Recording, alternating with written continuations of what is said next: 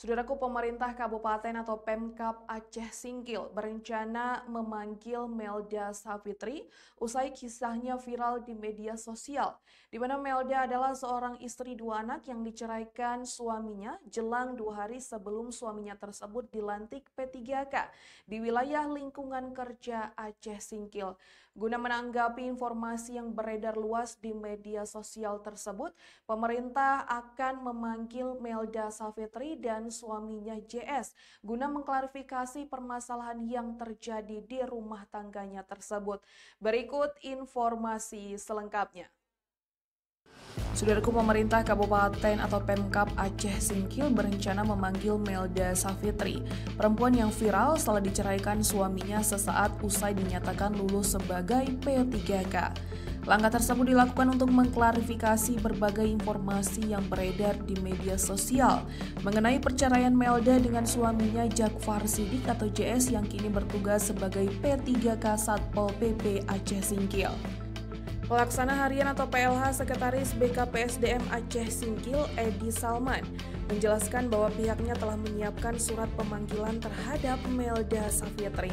Namun surat tersebut belum dapat disampaikan karena Melda diketahui sedang berada di Jakarta.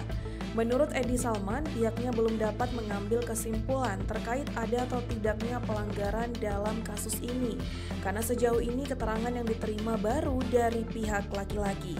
Ia menambahkan hasil klarifikasi terhadap JS belum bisa disampaikan ke publik sebab masih bersifat sepihak. Kesimpulan baru dapat diambil setelah keterangan dari kedua pihak diperoleh.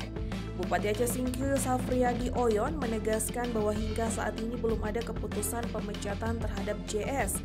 Ia menyatakan kasus tersebut masih dalam tahap penyelidikan dan pemerintah daerah berhati-hati dalam mengambil keputusan agar tidak terjadi kesalahan prosedur. Sebagai kepala daerah, Safriadi Oyon juga berharap agar Melda dan suaminya dapat kembali rujuk demi kebaikan dan masa depan anak-anak mereka. Diketahui perceraian antara Melda dan JS terjadi pada 14 September 2025, sekitar 1 bulan setelah pelantikan P3K yang berlangsung pada 17 Agustus 2025. Kasus ini menjadi sorotan publik karena dianggap berkaitan dengan kelulusan JS sebagai P3K. Namun JS membantah hal tersebut.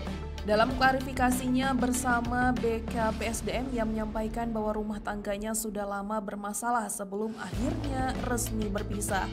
Kepala BKPSDM Aceh Singkil Azman menyatakan bahwa meskipun perceraian tersebut tidak terjadi mendadak, prosesnya tetap tidak sesuai dengan regulasi yang berlaku bagi aparatur sipil negara atau ASN.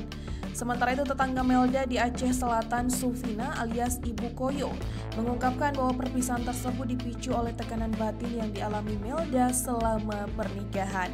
Ia menilai bahwa meskipun suaminya tidak melakukan kekerasan atau kebiasaan buruk, Melda mengalami penderitaan secara emosional.